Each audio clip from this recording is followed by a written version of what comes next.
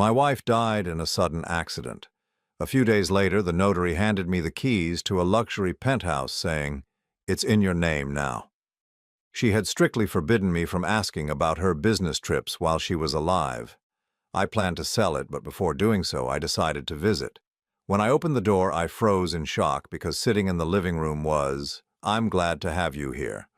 Follow my story until the end and comment the city you're watching from so I can see how far my story has reached. I never thought I'd be holding keys to a life I didn't know existed." 3 weeks had passed since Ella's funeral, and I was still finding pieces of her scattered throughout our house on Maple Street. Her coffee mug sat unwashed in the sink, a faint lipstick stain on the rim that I couldn't bring myself to scrub away. The morning light filtered through our kitchen window the same way it had for 35 years, but everything felt different now.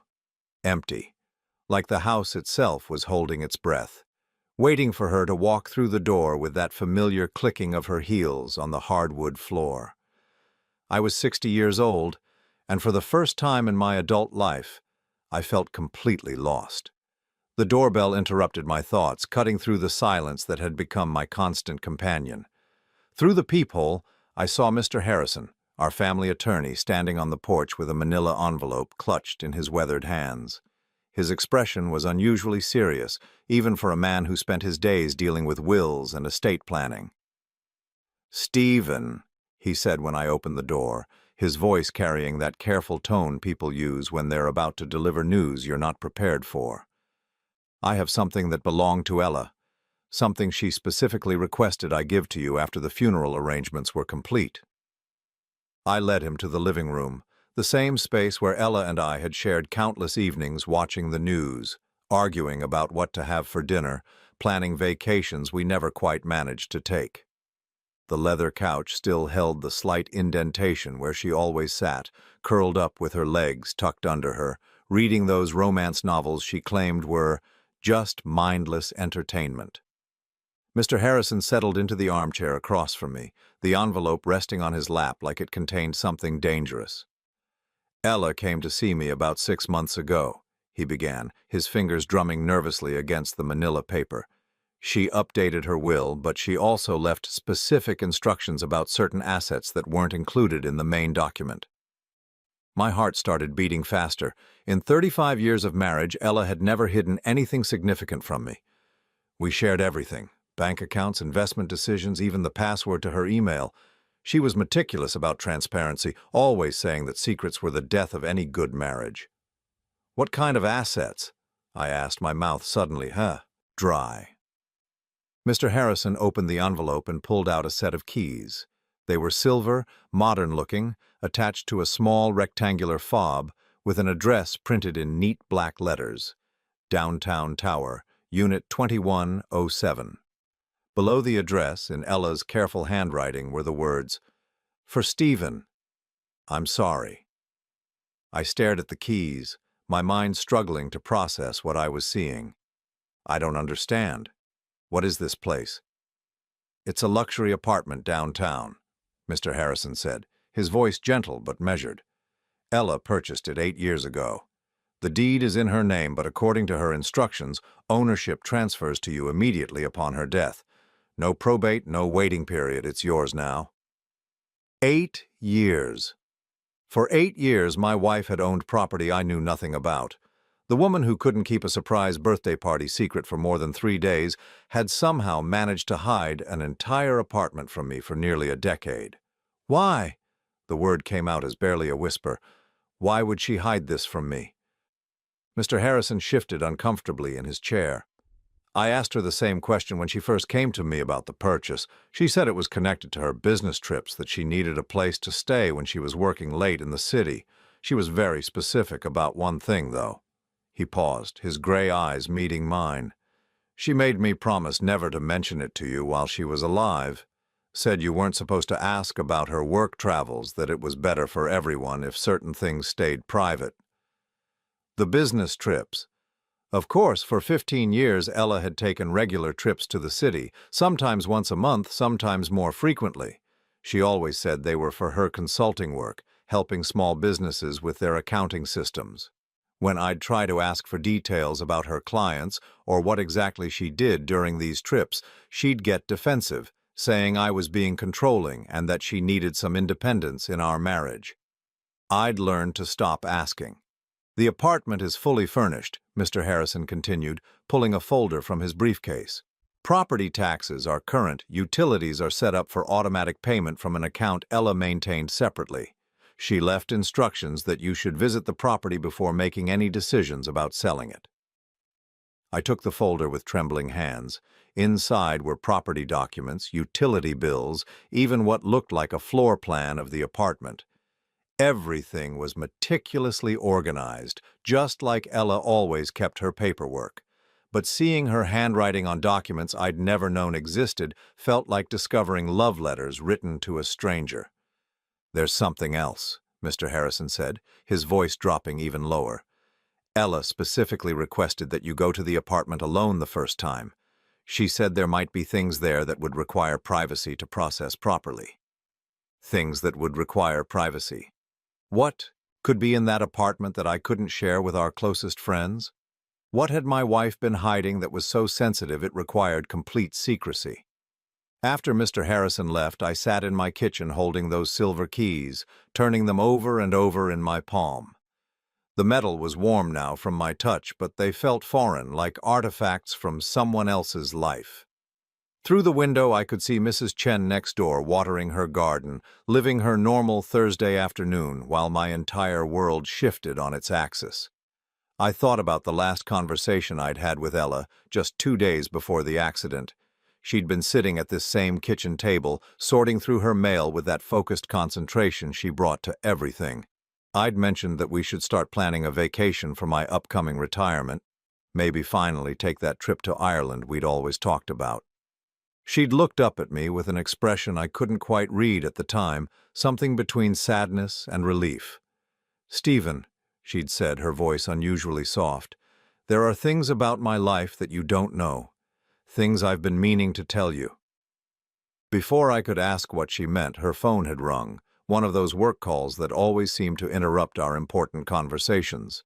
She'd stepped into her home office, closing the door behind her, and when she came out 20 minutes later, she was rushing around gathering her purse and car keys.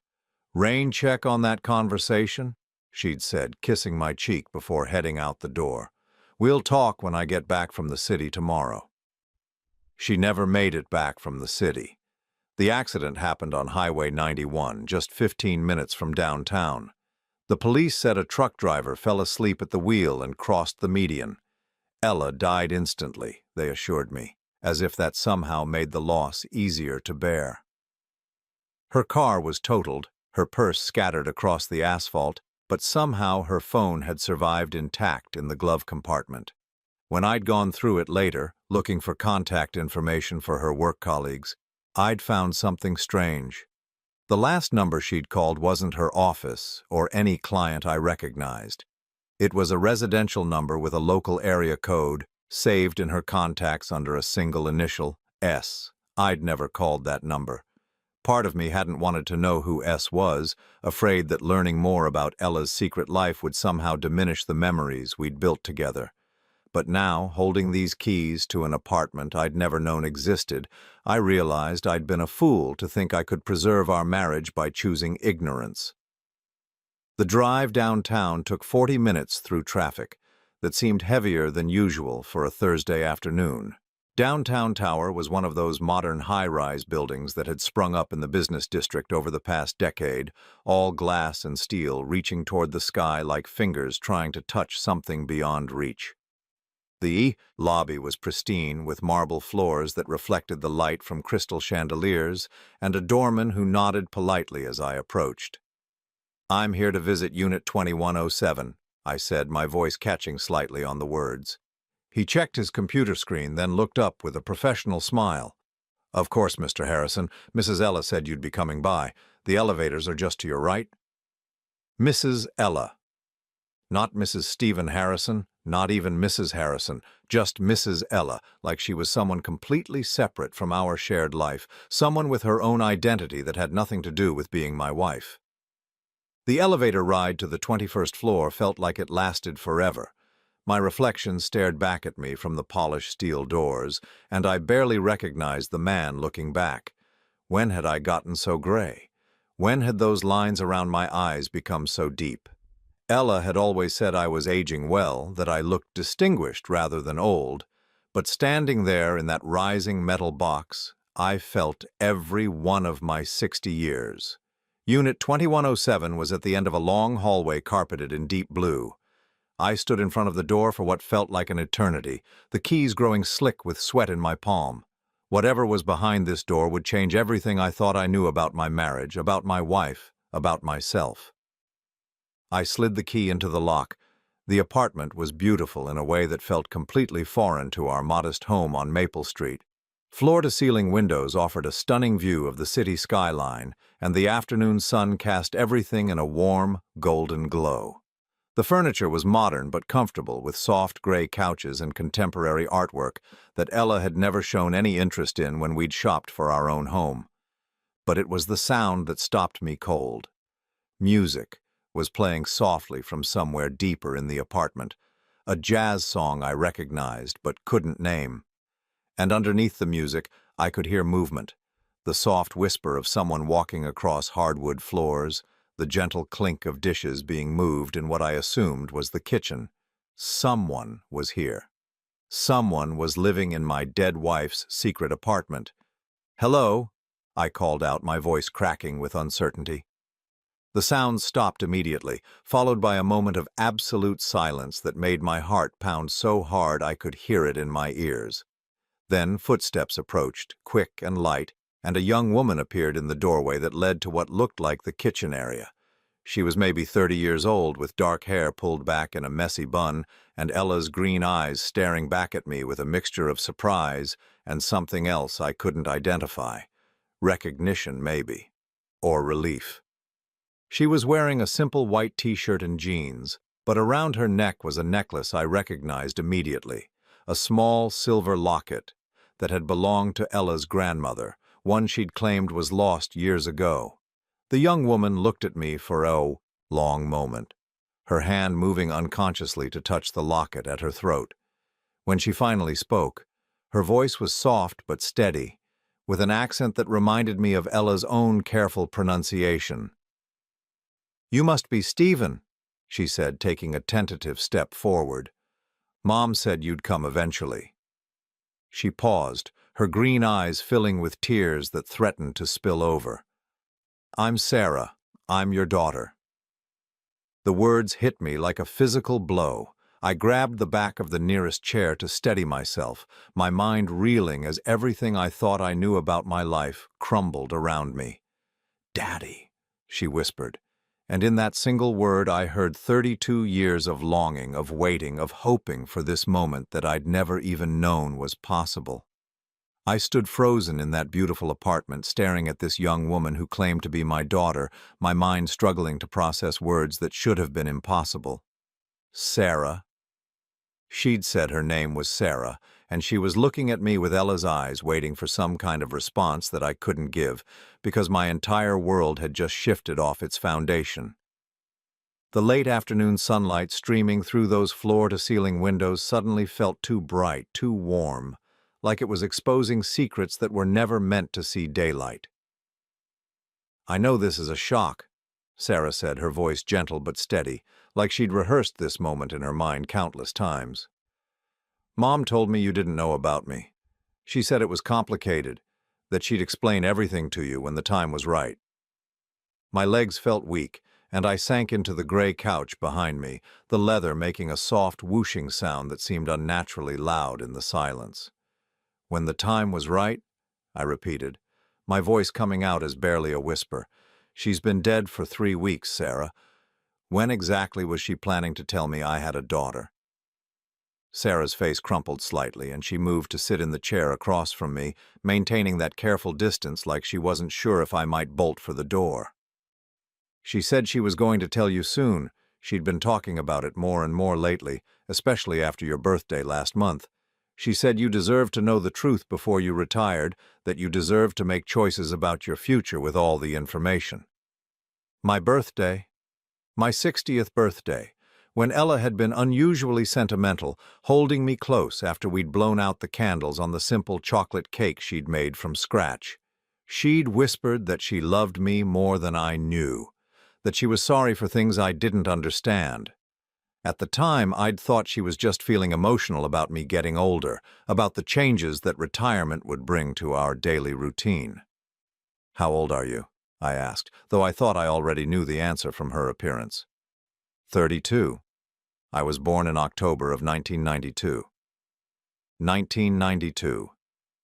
I did the math quickly in my head, my stomach dropping as the timeline became clear. Ella and I had been married for 2 years by then.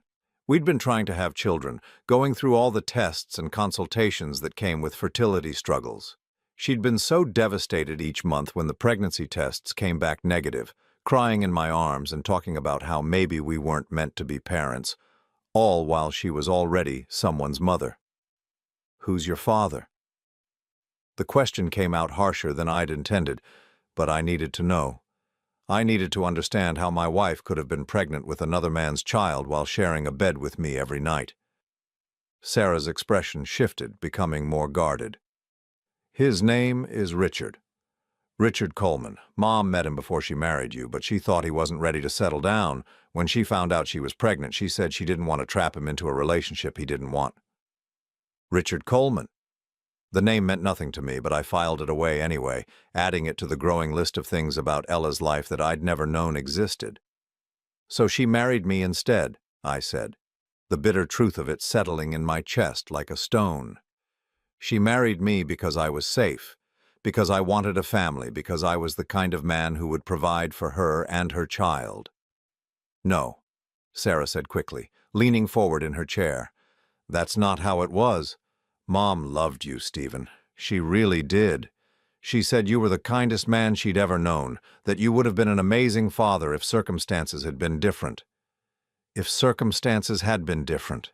If my wife hadn't been in love with another man, if she'd been honest with me from the beginning, if she'd trusted me enough to tell me the truth about her pregnancy instead of letting me believe we were struggling with infertility together. "Where have you been all these years?" I asked, my voice sounding strange and distant even to my own ears. If Ella was supporting this apartment, if she was living some kind of double life, where were you? Sarah stood up and walked to the kitchen area, returning with a photograph in a silver frame. She handed it to me, and I found myself looking at Ella, but not the Ella I knew. This version of my wife looked younger, happier, more relaxed than I'd seen her in years. She was sitting on a park bench with Sarah, who couldn't have been more than 8 or 9, both of them laughing at something outside the camera's view. "I lived with my adoptive parents until I was 18, Sarah said, settling back into her chair. "Mom arranged for me to be placed with a family in Chicago right after I was born. She said it was better that way, that she couldn't give me the life I deserved while she was starting her marriage with you." The photograph trembled in my hands. "But you kept in contact." "She visited when she could. Those business trips she took to the city, some of them were to see me. After I turned 18, she helped me get into college, helped me find this apartment when I graduated. She said she wanted to make up for all the years we'd lost." All the years we'd lost. I thought about every time Ella had returned from one of her business trips, how she'd seemed different somehow, lighter but also sadder, like she was carrying some emotional weight I couldn't understand. She'd always brush off my questions about how her work had gone, changing the subject to ask about my day, about neighbors' gossip, about anything that would steer the conversation away from whatever she'd really been doing in the city. "What do you do for work?" I asked, trying to piece together this alternate life my wife had been financing. "I'm a graphic designer. I work mostly with small businesses, helping them with their branding and marketing materials. Mom said she was proud that I'd found a creative career, that I was doing something meaningful." I set the photograph down on the coffee table, my hands shaking slightly. In 35 years of marriage, Ella had never expressed any interest in graphic design or creative fields. She'd been a practical woman, focused on budgets and schedules and keeping our household running smoothly.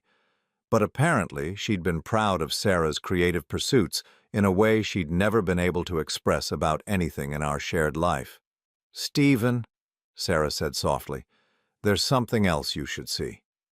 She disappeared into what I assumed was the bedroom, returning with a cardboard box that looked like it had been handled frequently. The edges were worn soft, and the lid was secured with a piece of ribbon that looked like it had been tied and untied countless times. "Mom left this for you," she said, placing the box on the coffee table between us. "She said if anything ever happened to her, I should give it to you when you came to the apartment. She said it would help you understand." I stared at the box, afraid to touch it. Whatever was inside would be another revelation, another piece of truth that would reshape everything I thought I knew about my marriage. Part of me wanted to stand up, walk out of that apartment, and pretend this conversation had never happened. I could go home to Maple Street, continue grieving my wife as I'd known her, and let this alternate version of our life remain buried with her. But Sarah was looking at me with those green eyes, waiting with the patience of someone who'd been waiting her entire life for this moment. I pulled the ribbon loose and lifted the lid. Inside were letters, dozens of them, maybe hundreds, all in Ella's careful handwriting. The paper was cream-colored and expensive-looking, the kind of stationery Ella had always said was too fancy for everyday use.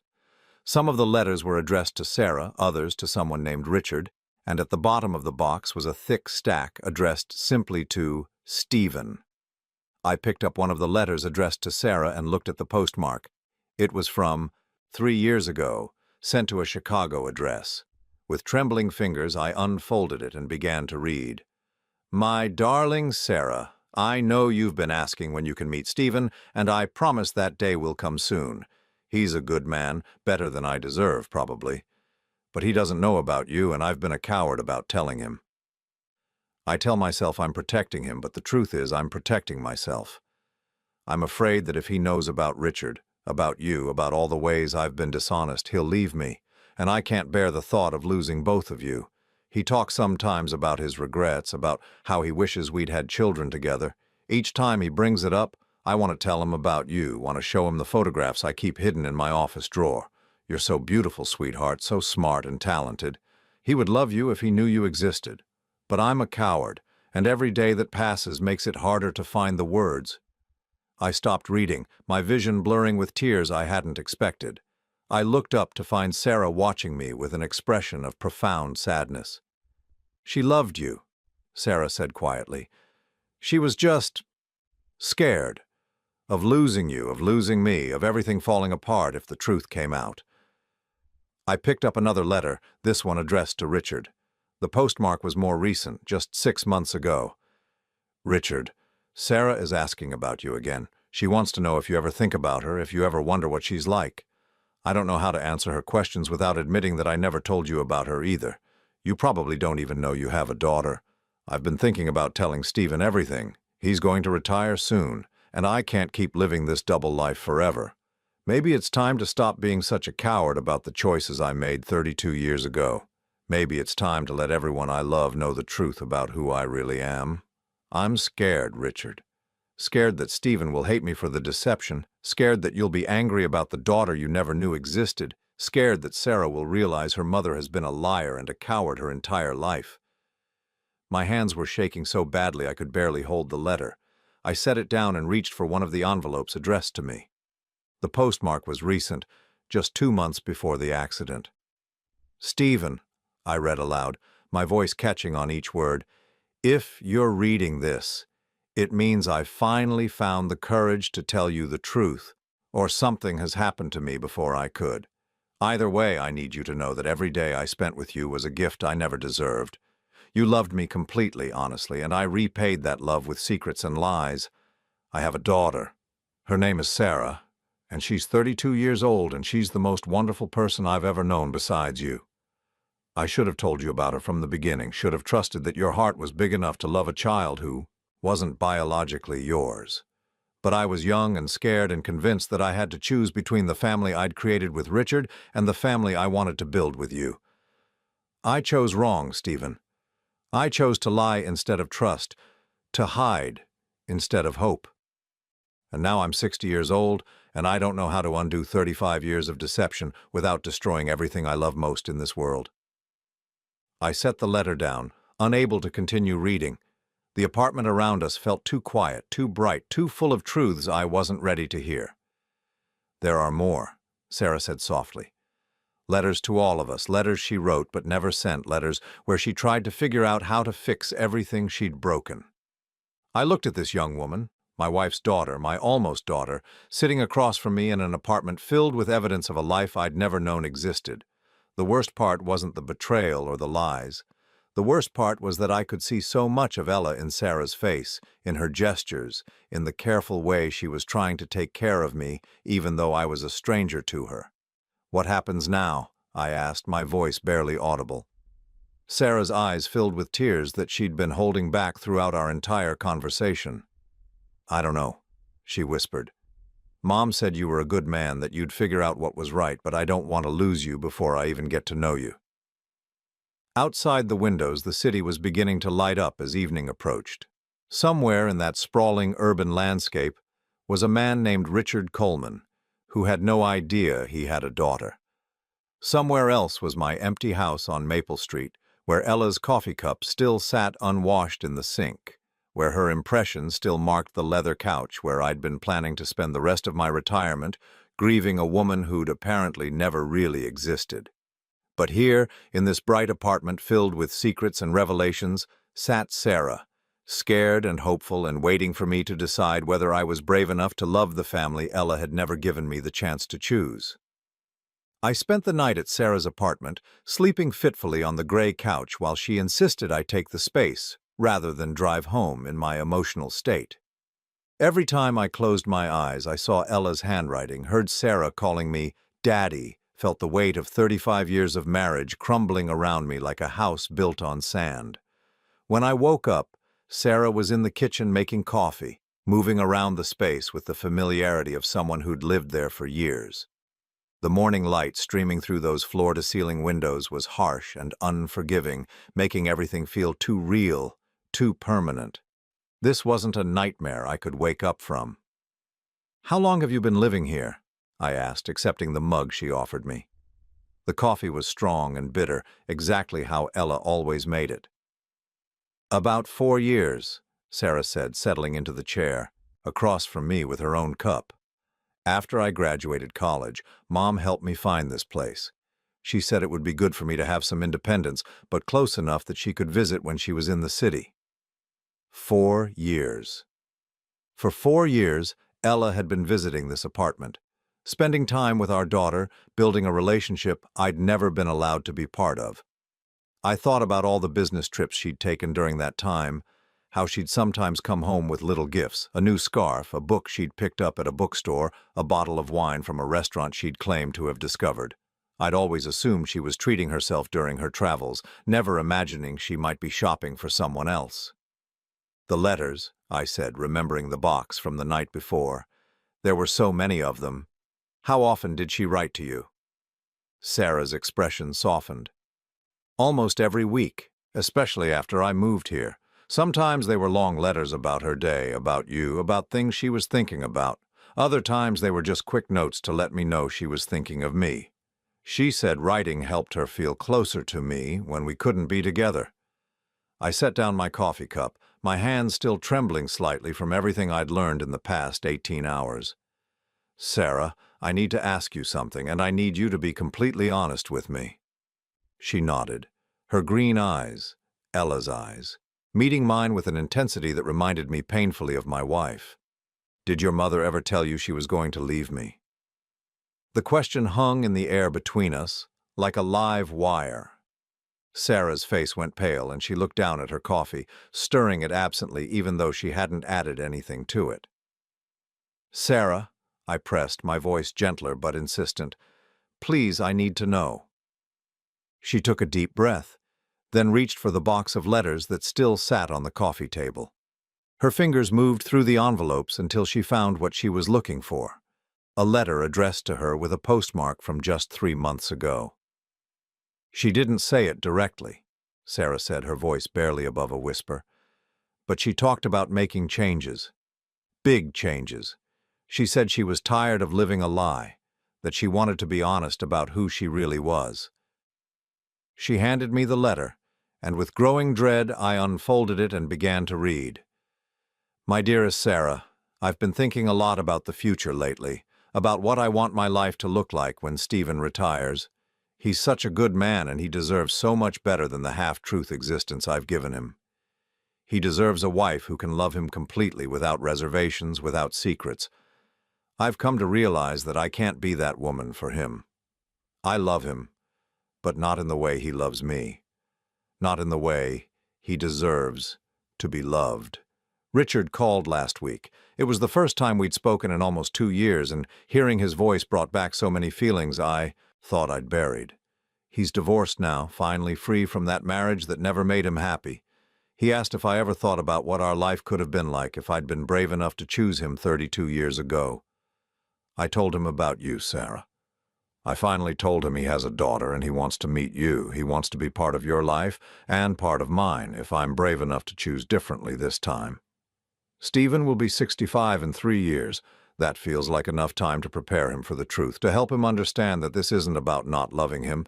It's about loving him enough to set him free to find someone who can give him everything he deserves. The letter slipped from my numb fingers, falling to the hardwood floor with a soft whisper. I stared at Sarah, my mind reeling as the full scope of Ella's deception became clear. She hadn't just hidden a daughter from me. She'd been planning to leave me.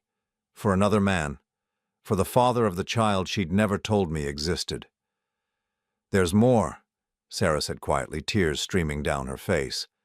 Letters where she talks about how guilty she feels, how she knows it will hurt you, but how she can't keep pretending to be someone she's not. I stood up abruptly, pacing to the windows that offered that stunning view of the city. Somewhere out there was a man named Richard Coleman, who'd been having secret conversations with my wife, planning a future that didn't include me. Somewhere out there was a whole life Ella had been dreaming about while lying in bed next to me every night for 35 years. Did she love me at all? I asked, my voice cracking despite my efforts to stay strong. Or was our entire marriage just a performance? She loved you, Sarah said, her voice firm despite her tears. I know it doesn't feel like it right now, but she did love you, Stephen. She loved him differently. She loved him first.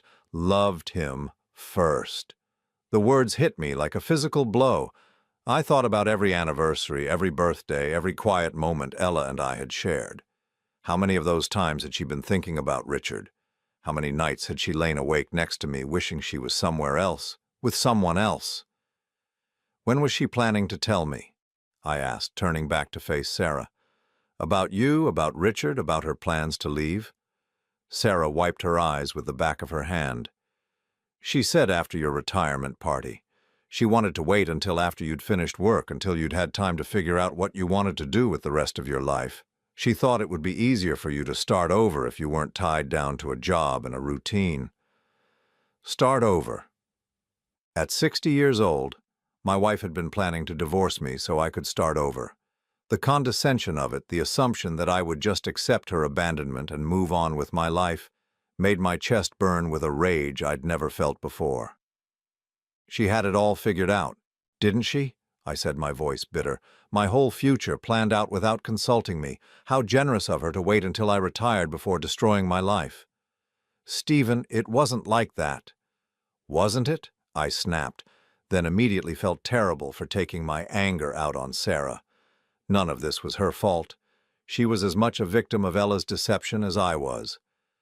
I sank back down onto the couch, suddenly feeling every one of my 60 years. I'm sorry, I said, rubbing my face with my hands. I shouldn't have yelled at you. This isn't your fault. Sarah moved to sit beside me on the couch, close enough that I could smell her perfume, something light and floral that reminded me of Ella. She was scared, she said softly.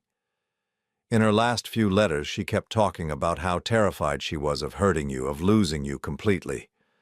She said she'd been a coward for so long that she didn't know how to be brave anymore. I picked up another letter from the box, this one addressed to Richard, and dated just 1 month before the accident. Richard, I told Sarah about our conversation, about your desire to be a family. She's excited to meet you, but she's also worried about Stephen. She's gotten attached to the idea of him being her father, even though they have never met. She says she doesn't want to choose between the two of you. I don't know how to tell her that choosing might not be up to her. Stephen isn't going to forgive this, Richard. When he finds out about the 35 years of lies, about you, about Sarah, about my plans to leave him, he's not going to want anything to do with any of us. Maybe that's what I deserve. Maybe that's what we all deserve. But I can't help hoping that somehow, some way, there might be a future where everyone I love can be part of the same world, where Stephen could learn to love Sarah the way I know he would have if I'd been honest from the beginning, where you could be the father you've always wanted to be, where I could finally stop pretending to be someone I'm not. I know it's probably impossible.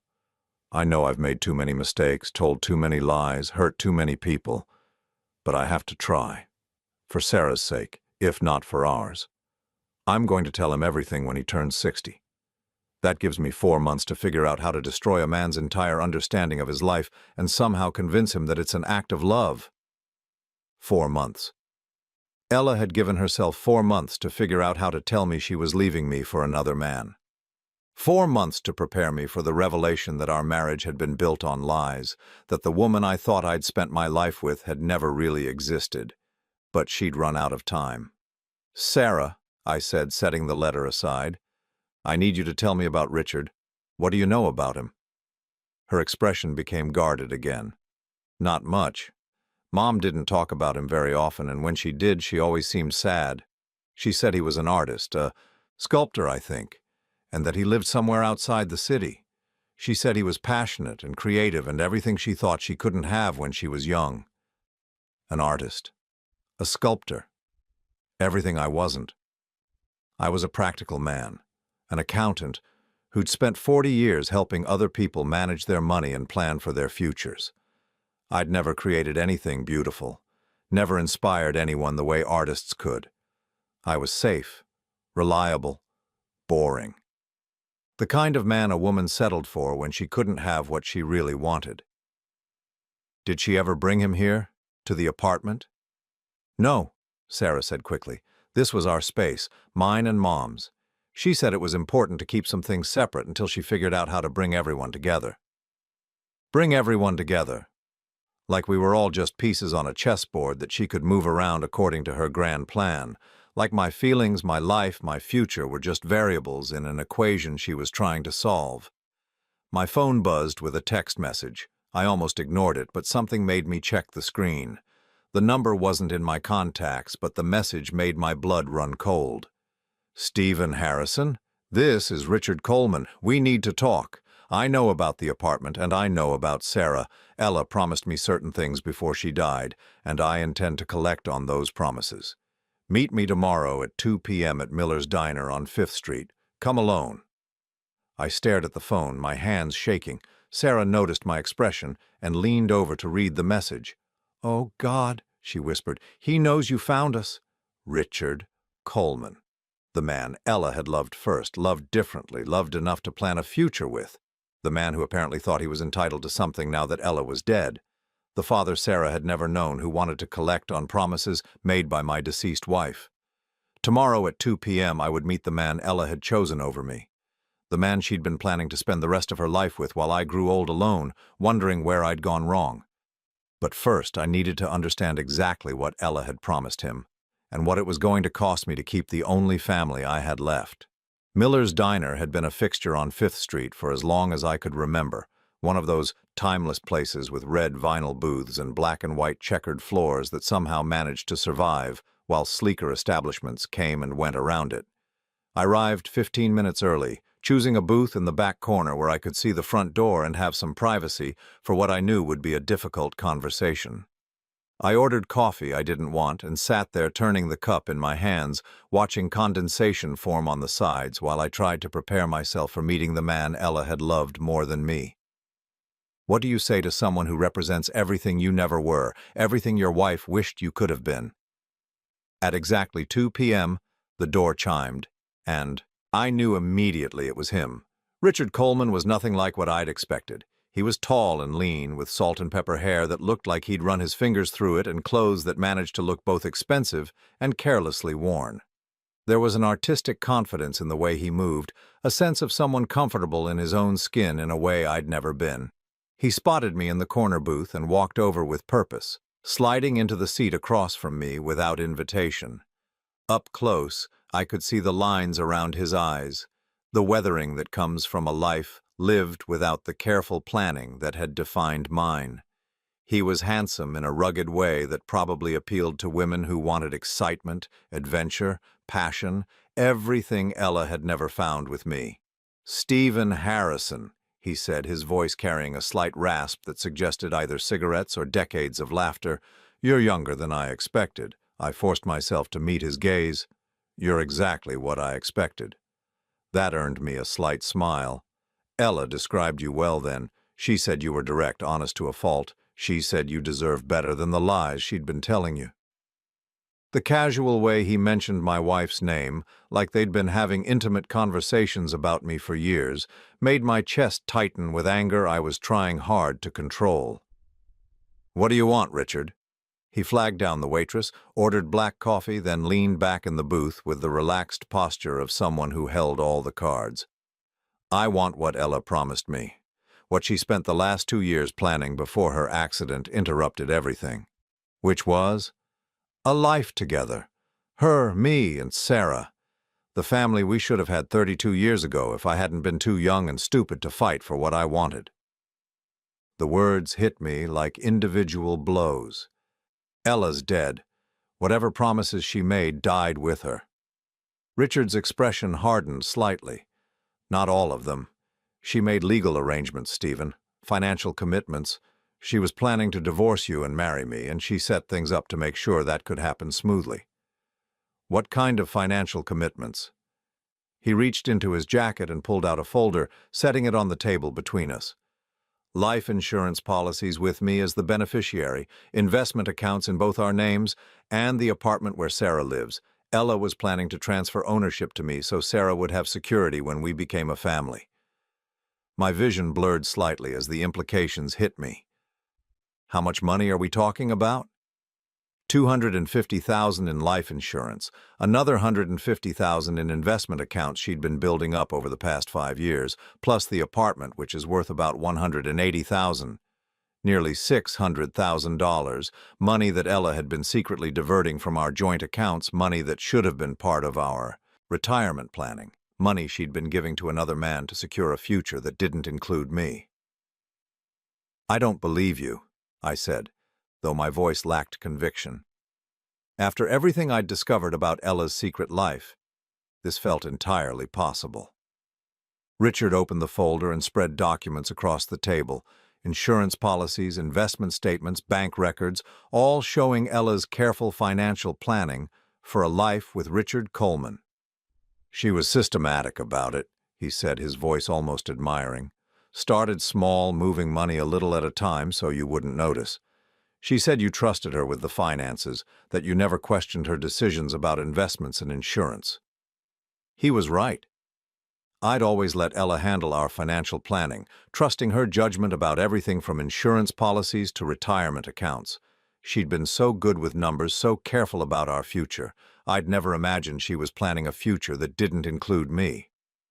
"This is fraud," I said, picking up one of the insurance documents. "She couldn't name you as beneficiary without my knowledge."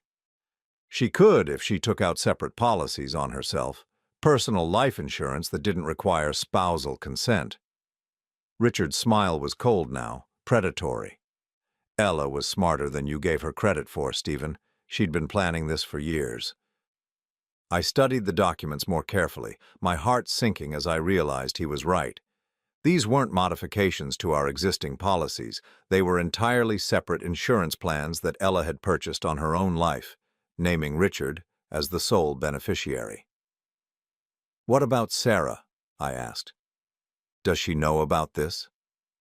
Richard's expression softened slightly. "Sarah doesn't know about the money. Ella wanted to protect her from the financial details until everything was settled, but she does know I'm her father and she wants to meet me." "That's not what she told me." "She told you what she thought you wanted to hear. Sarah's been asking about me for years, wondering why her mother kept us apart. Now that Ella's gone, there's nothing stopping us from being a real family. The casual cruelty of his words, the assumption that I was just an obstacle to be removed, made my hands clench into fists. I'm not stopping anything, but I'm not just going to hand over hundreds of thousands of dollars because my dead wife promised them to you. Richard leaned forward, his voice dropping to something almost threatening. You don't have a choice, Stephen. These policies are legal. The investment accounts are legitimate, and Sarah needs a father who can actually be part of her life, not someone she has to hide from because her mother was too ashamed of her secrets to tell the truth. Sarah has been part of my life for exactly 2 days. Before that, I didn't even know she existed. And whose fault is that? Richard's eyes flashed with anger. You were so controlling, so rigid about everything being perfect and planned that Ella felt like she couldn't tell you about her past. She said you would have judged her for getting pregnant before marriage, would have made her feel ashamed of having a child out of wedlock. That's not true, isn't it? Ella said you had very specific ideas about how families should work, about what was proper and respectable. She said you would have seen Sarah as evidence of her moral failure rather than as a person worth loving. The accusation stung because there was a grain of truth to it. I had been traditional in my views about marriage and family. I had believed in doing things the right way, the proper way. But I would never have punished a child for the circumstances of her birth. I would never have turned away from Sarah because of choices Ella made before we met. Would I? Even if that's true, I said, my voice tight with emotion, it doesn't give you the right to steal money that should be part of my inheritance. I'm not stealing anything. I'm claiming what Ella promised me, what she set aside for our future together. Richard gathered up the documents, sliding them back into the folder. But I'm willing to be reasonable about this. What do you mean? I'll give you 1 week to contest these policies legally. Hire a lawyer, file whatever paperwork you need to file. But when you lose, and you will lose, because everything Ella did was completely legal, I want you to walk away from Sarah's life. Let her have a real father, someone who can be there for her without making her feel guilty for existing. The ultimatum hit me like a punch to the chest. Fight for money I probably couldn't win or lose the only family I had left. And if I don't contest the policies, then we can work something out. Maybe you can still be part of Sarah's life in some limited capacity. Uncle Stephen instead of Daddy. A family friend who visits occasionally and sends birthday cards. Uncle Stephen. A supporting character in my own daughter's life while Richard stepped into the role of father that should have been mine from the beginning. Sarah gets to choose, I said firmly. Whatever happens with the money, whatever legal battles we have, Sarah gets to decide what kind of relationship she wants with both of us. Richard's smile was confident, almost pitying. Of course she does. And when she meets me, when she sees what a real father can offer her, I think we both know what choice she'll make. He stood up, tossing a $10 bill on the table to cover his coffee. 1 week, Stephen.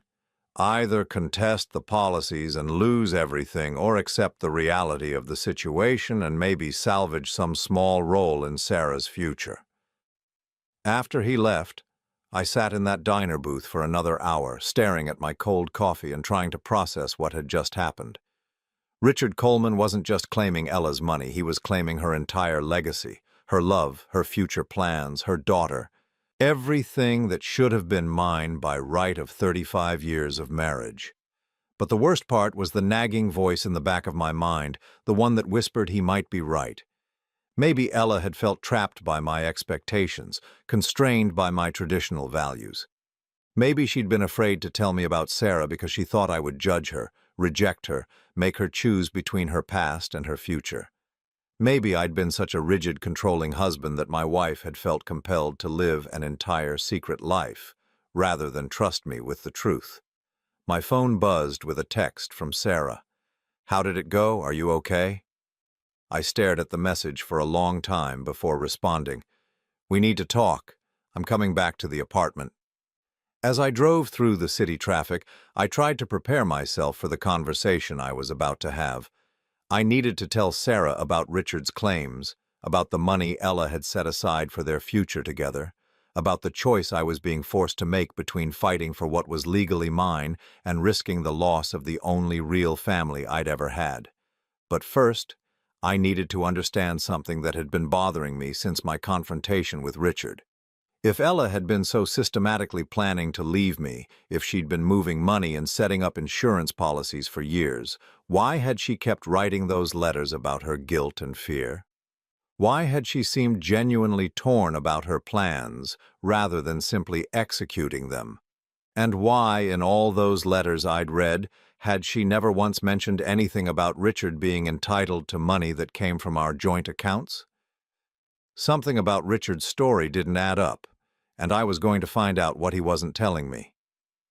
When I got back to the apartment, Sarah was waiting with the box of letters spread out across the coffee table, organized into neat piles by recipient and date.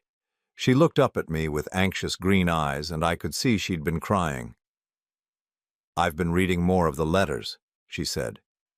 "Stephen, there are things about Richard that Mom was worried about, things she never told me before."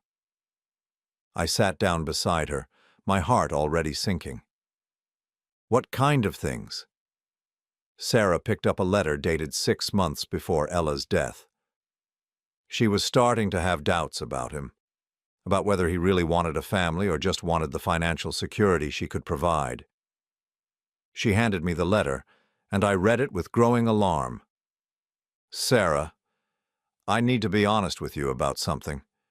Richard has been asking a lot of questions about our financial situation lately, about the apartment, about my insurance policies, about what kind of inheritance I might leave behind. At first I thought he was just being practical, thinking about our future together. But something about his interest feels wrong. Yesterday he suggested I change my will to make sure he would be taken care of if something happened to me. He said it would prove I was serious about our relationship, that I wasn't just stringing him along. I told him the apartment was already taken care of, that you would always have a place to live. But he said that wasn't enough, that a man needed security if he was going to uproot his entire life for love. I'm starting to wonder if I've been a fool, Sarah. What if Richard doesn't really love me? What if he's just been telling me what I wanted to hear because he sees an opportunity for financial gain?" The letter slipped from my hands. I looked at Sarah, who was watching me with an expression of growing dread. "There are more letters like this," she said quietly.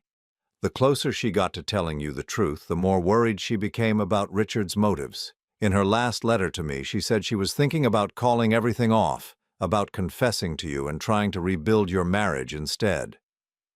Her last letter, written just weeks before the accident that had killed her.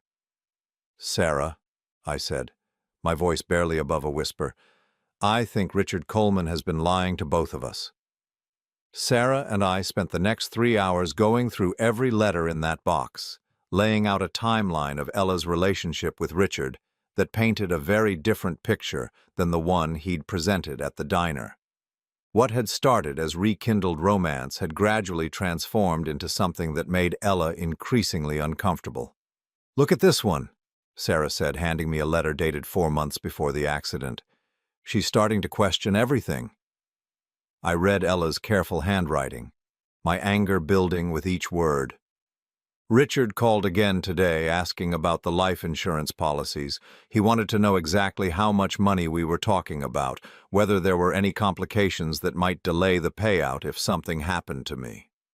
When I asked him why he needed to know such specific details, he said he was just being practical, that he wanted to make sure Sarah would be taken care of.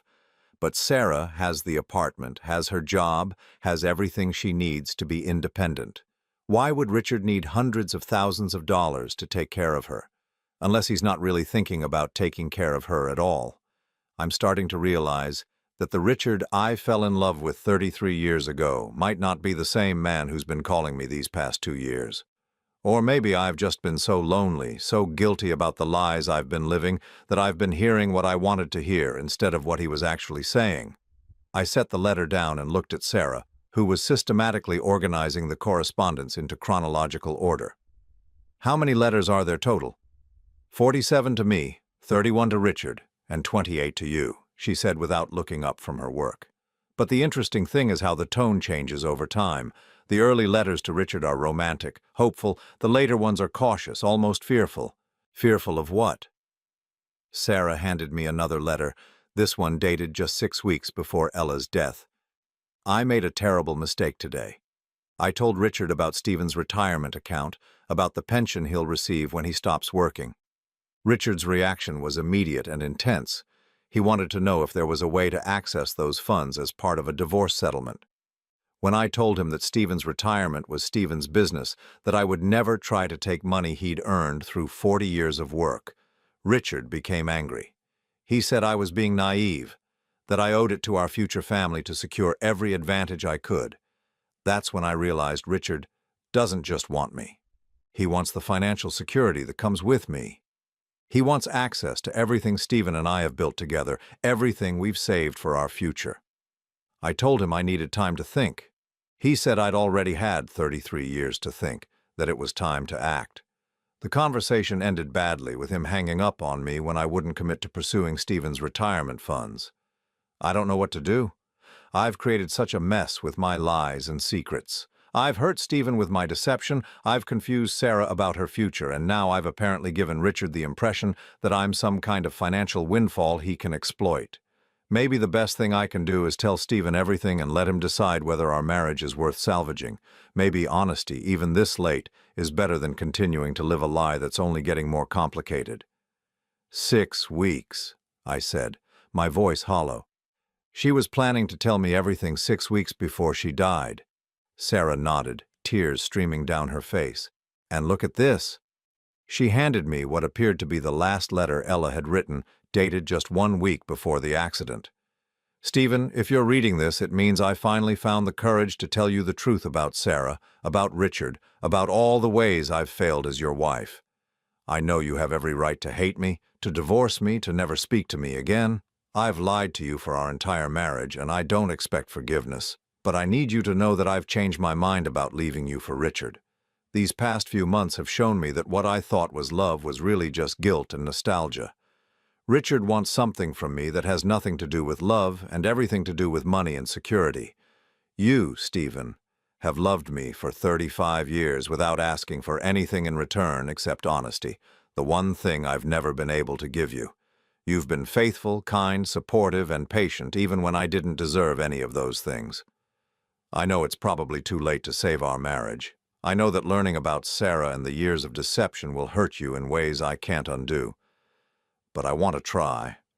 I want to tell you about our daughter and hope that your heart is big enough to love her the way I know you would have from the beginning. I want to introduce you to Sarah and see if we can build the family we should have had all along. As for Richard, I've decided to cut all contact with him. I've already begun the process of changing the insurance policies back to your name, where they should have been all along. The apartment will remain Sarah's, but everything else, the investments, the savings, the future I've been planning, that belongs to you. It's always belonged to you. I love you, Stephen. I've always loved you. I just haven't always known how to show it in a way that was honest and true. I hope it's not too late to learn. Your wife, Ella.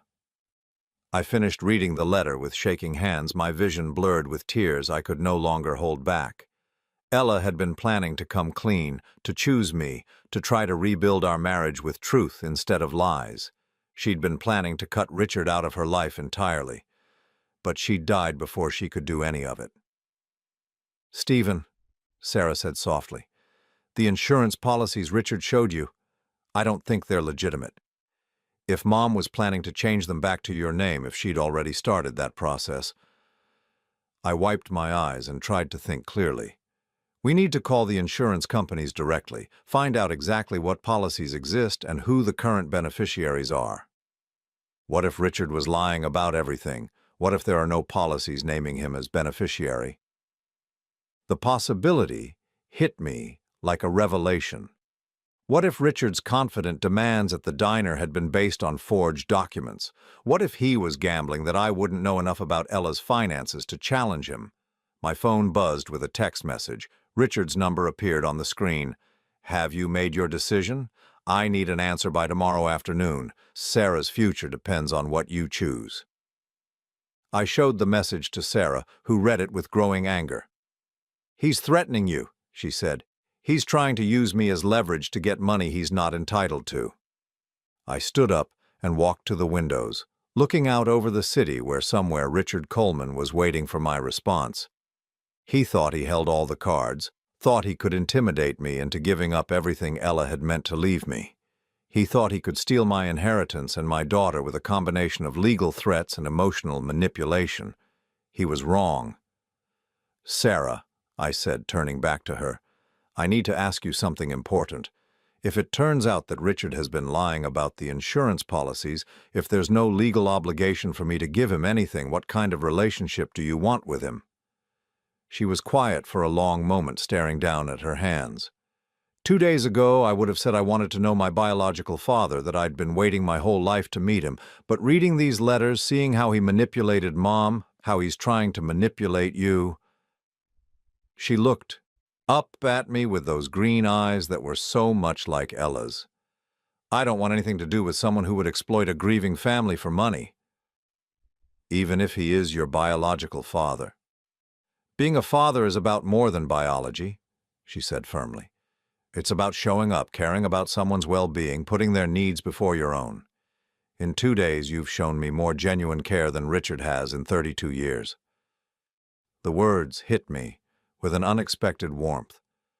"Sarah, I need you to understand something.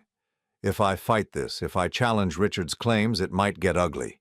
He might try to turn you against me, might tell you things about me or about your mother that aren't true."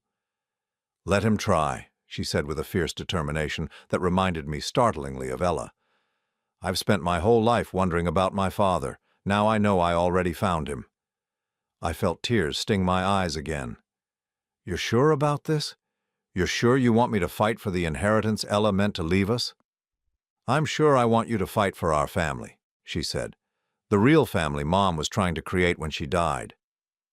That evening, I called David Morrison, the lawyer who'd handled Ella's estate planning.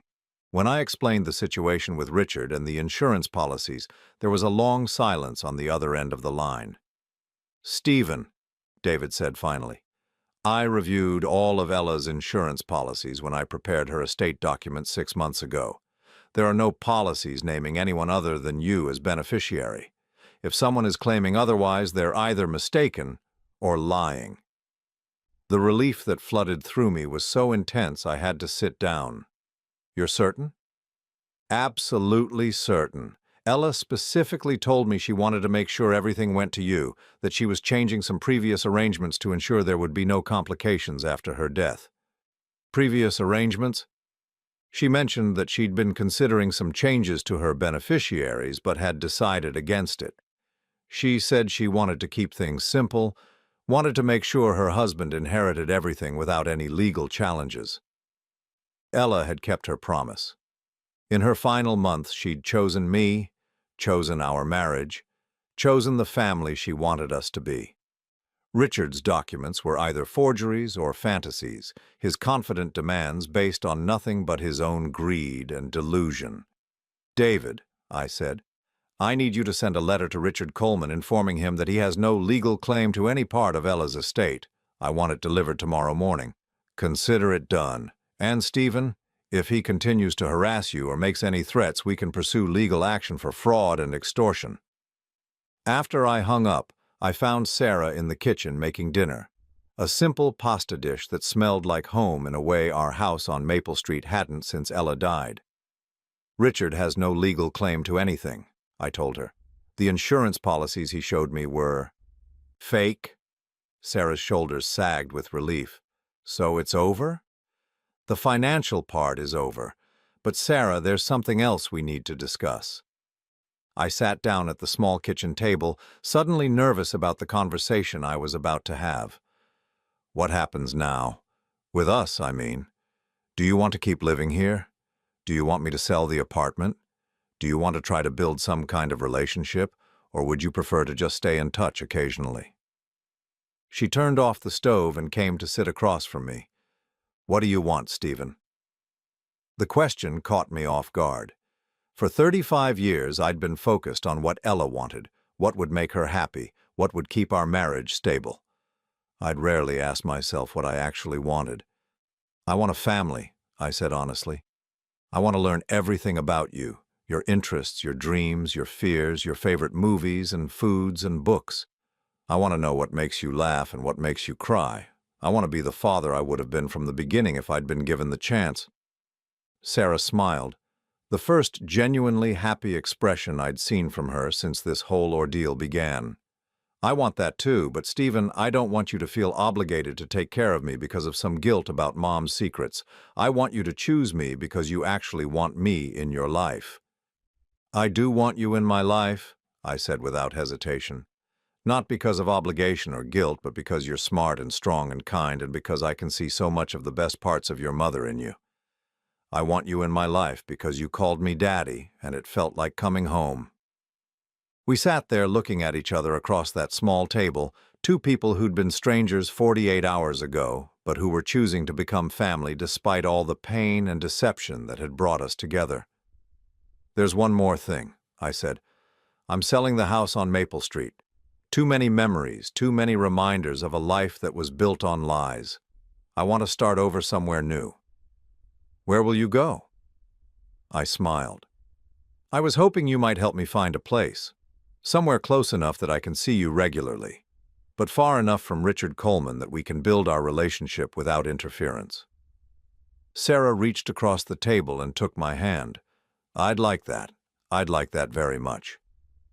Outside the apartment windows, the city lights were beginning to twinkle in the gathering dusk. Somewhere out there, Richard Coleman was waiting for an answer that would never come. Tomorrow morning, he would receive David's letter informing him that his claims were fraudulent, that his demands were legally baseless, that the family he'd tried to manipulate was stronger than he'd realized. But tonight, Sarah and I sat in the home Ella had created for her daughter, planning a future neither of us had imagined 48 hours ago. A future based on choice rather than obligation, on truth rather than deception, on the kind of love that doesn't ask for anything in return except the chance to grow. 3 months later, I stood in the living room of my new apartment, just 6 blocks away from Sarah's building, watching the morning sun stream through windows that had never known Ella's secrets or my old loneliness. The space was smaller than the house on Maple Street, but it felt infinitely larger. Room to breathe, room to build something new, room for the kind of honest life I'd never thought possible.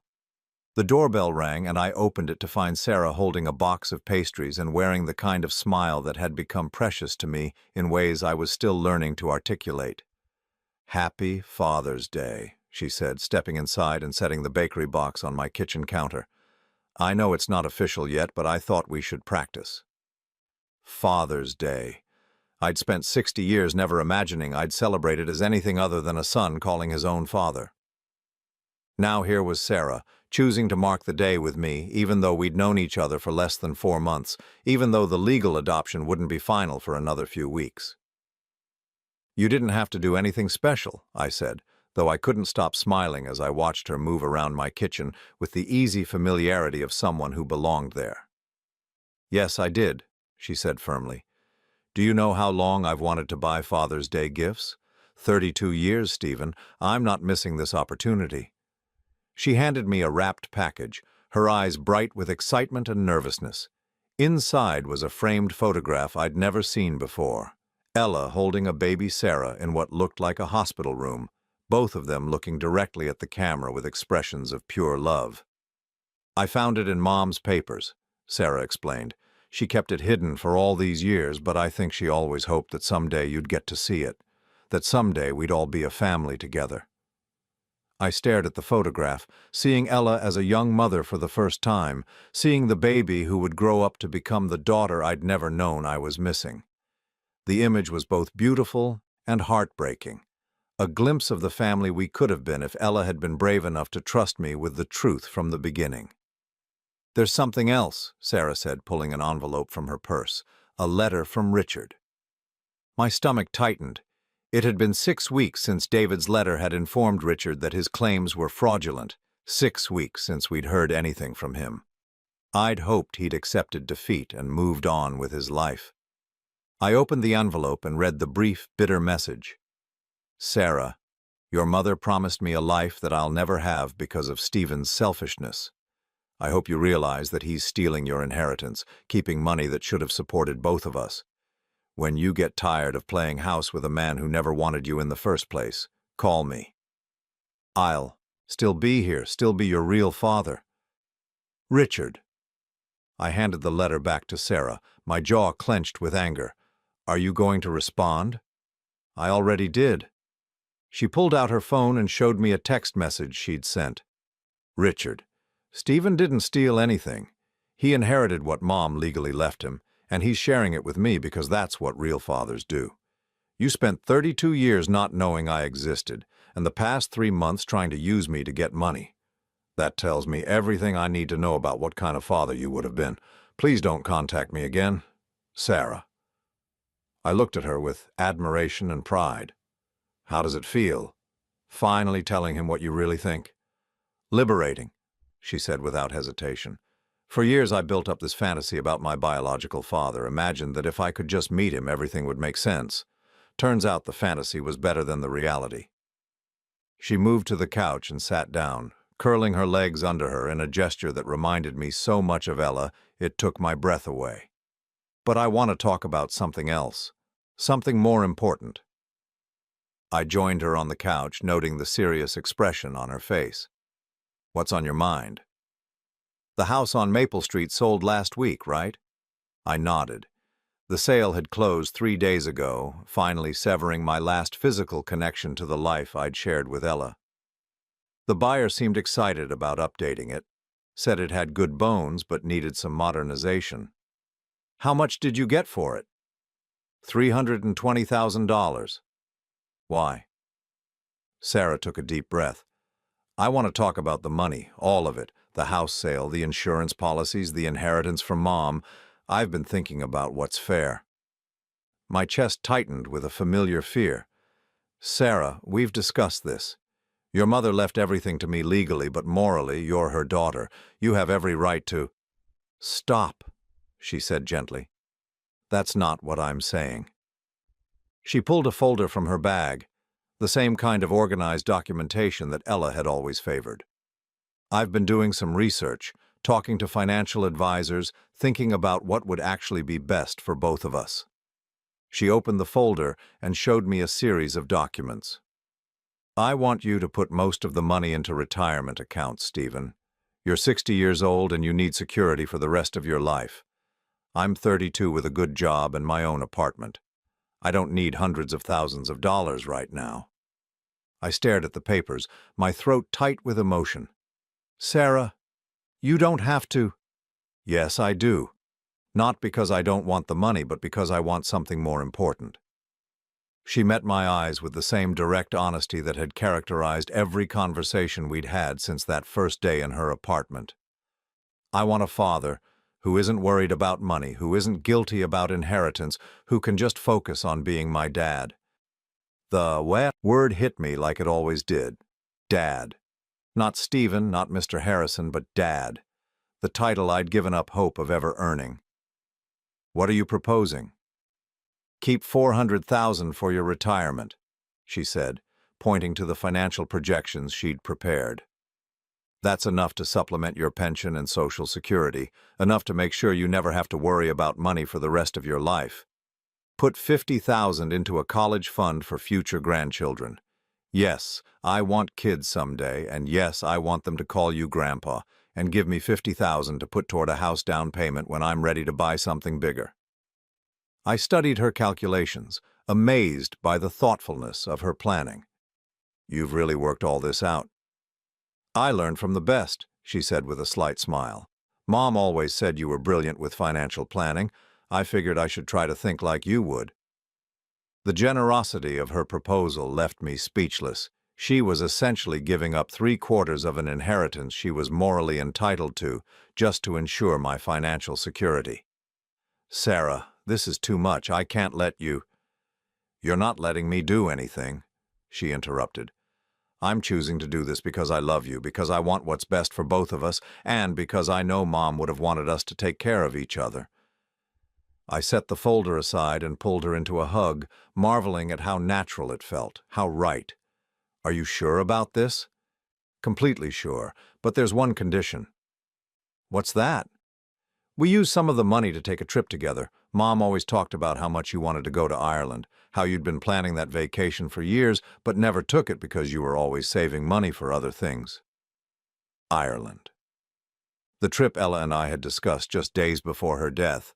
The vacation we'd never taken because there was always some reason to wait, some bill to pay, some repair the house needed. We could go this fall, Sarah continued, her voice growing excited. See the countryside, visit the castles, maybe research your family history. I looked it up, and Harrison is originally an Irish surname. We might be able to trace your ancestry, figure out where your family came from. The idea of traveling to Ireland with my daughter, of finally taking the trip I'd dreamed about for decades, felt like a kind of healing I hadn't known was possible. I'd like that, I said, my voice thick with emotion. I'd like that very much. Good, because I already started looking at flights. I laughed, the first completely joyful sound I'd made since Ella's death. Of course you did. You really are your mother's daughter. And yours, she said firmly. I'm yours too now. Later that afternoon, we walked to a small cafe near Sarah's apartment, the same route we'd taken dozens of times over the past 3 months. The routine had become precious to me. These regular moments of connection that didn't require explanation or justification, just the simple pleasure of spending time with someone I loved. As we sat at our usual table by the window, Sarah pulled out another envelope, this one bearing official letterhead. The adoption papers came through, she said, sliding them across the table to me. It's official now. Legally, officially, you're my father. I looked at the documents that made what had been true in my heart official in the eyes of the law. Sarah Elizabeth Harrison. My daughter, in every way that mattered. How does it feel? She asked, echoing the question I'd asked her about Richard's letter. Like coming home, I said honestly. Like everything I've been through, the lies, the deception, the pain. It was all worth it because it led me to you. She reached across the table and took my hand. Mom would be happy, you know. About us, about this. In her last letters, she kept talking about how much she hoped you and I could become a family. She said it was the one good thing that might come from all her mistakes. I thought about Ella, about the woman who'd kept so many secrets but who'd also given me the greatest gift I'd ever received. Despite all the lies, despite all the ways she'd hurt me, she'd also made it possible for me to become a father. Her deception had been wrong, but it had also led to something right, something beautiful. I forgive her, I said, surprising myself with the words. I forgive your mother for all of it, the lies, the secrets, the plans to leave me, because if she hadn't made all those choices, I never would have found you. Sarah's eyes filled with tears. She loved you, Dad. In her own complicated way, she really did love you. I know, I said, and for the first time, I truly meant it. And I love you. Not because you're hers, not because of guilt or obligation, but because you're you, because you're smart and kind and brave, and because you chose to be my daughter when you didn't have to. We sat there in comfortable silence, watching the late afternoon sun slant through the cafe windows, two people who'd found each other in the wreckage of secrets and lies and had chosen to build something new together. My phone buzzed with a text from David Morrison. Retirement accounts are set up. Ireland Trip Fund is established. Everything's exactly as you and Sarah requested. Congratulations on the adoption. I showed the message to Sarah, who grinned with satisfaction. So it's really done, she said. New life, new family, new future. New everything, I agreed. And Sarah, thank you. For what? For choosing me. For calling me Dad. For giving me the chance to be the father I always wanted to be. She squeezed my hand. Thank you for choosing me back. Outside the cafe windows, the city continued its daily rhythm, full of people living their complicated lives, keeping their secrets, making their choices. Somewhere out there, Richard Coleman was probably still bitter about the inheritance he'd never actually been entitled to. Somewhere else, other families were struggling with their own webs of deception and disappointment.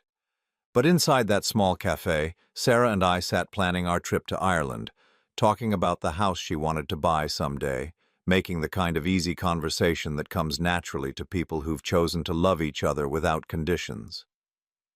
I was 60 years old, starting over with a daughter I'd known for 4 months and a future that bore no resemblance to anything I'd planned. It should have been terrifying. Instead, it felt like the beginning of the life I was always meant to live. Honest, open, built on choice rather than obligation. The inheritance Ella had left me wasn't just money or property. It was the chance to become the man I'd never had the courage to be. A father, a protector, someone who could love completely without fear of betrayal. And as I watched my daughter plan our adventures with the same meticulous care her mother had brought to her secrets, I realized that sometimes the most precious gifts come wrapped in the most painful discoveries. Sometimes you have to lose everything you thought you wanted to find everything you actually needed. Sometimes the family you choose is more real than the family you're born into. And sometimes love really is enough to build something beautiful from the ashes of something broken.